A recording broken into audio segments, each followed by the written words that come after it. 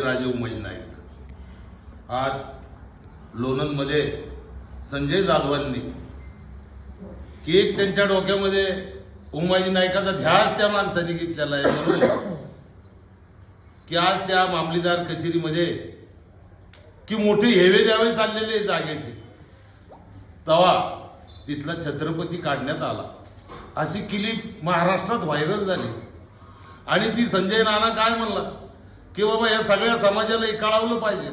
तेव्हा आमच्या गाठीबिठी झाल्या की लोणंदला एक बैठक होईल. आपण सगळेजण संघटनेचे अध्यक्ष असतील, कार्यकर्ते असतील, त्यांना बोलवून घेऊ आणि याच्यावरती काहीतरी चर्चा करू.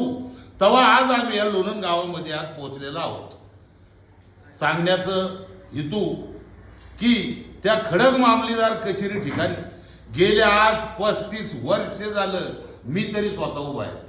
आमच्या आधी पांडवा तात्या होते, अशोकराव जाधव होता, रामचंद्र माकर असतील, मी स्वतः असेल, सुनील असेल, असे तिथं खूप रोज जाऊन तिथं थांबणारी माणसं आहे. आज 2006ला ती जागा आम्हाला मुंबईमध्ये 32 गुंठे व मंजूर केलेली होती आणि आमच्या ताब्यात ती 32 गुंठे जागा आहे.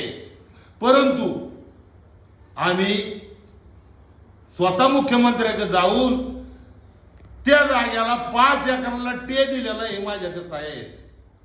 पहिली गोष्ट.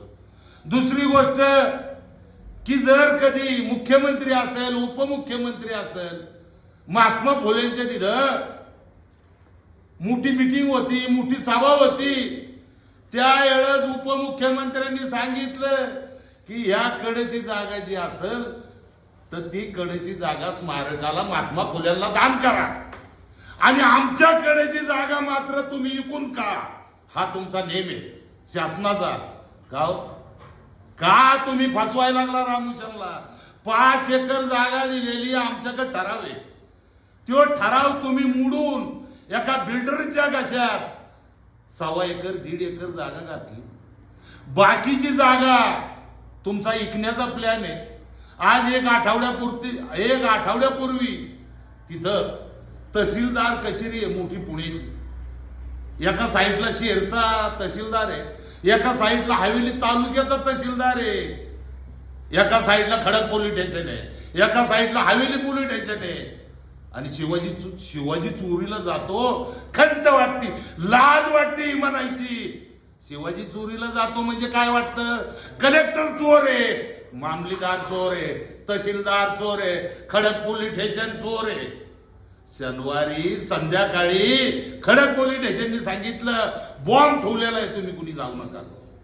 काय बॉम्बची अफवा केली आणि शनिवारी हा रात्री 11:30 वाजता छत्रपती शिवाजी महाराजांचा पुतळा चोरण्यात आला. शिवसेना, संभाजी ब्रिगेड अशा माणसांनी खूप तिथं येऊन काहीतरी केलं, परंतु ही शासन दरबार त्यांचं चालून देत नव्हतं.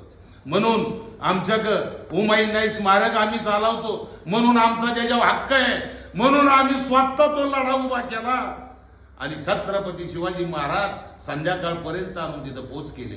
3 दिवसांनी आम्ही त्याचा चबुतरा बांधला आणि शिवाजी महाराज होते त्या तहसीलदार कचेरीमध्ये मांडण्यात आले. म्हणजे एवढा तुमचा अव्वादव्यपणा की आज तुम्ही मामलेदार कचेरी काय निघालेला आहोत, पर एक तिथं रक्तपात करू आम्ही मिळलो तरी चालेल किंवा आम्ही कुणाला तरी मारल्याशिवाय राहणार नाहीये. हा माझा स्वतःचा लिहिलेला कागद आहे तुम्हाला. का आज ह्या रामूशांनी, ह्या जातीने शिवाजी महाराजांच्या पासून आमचे बहिर्जी नाईक होते.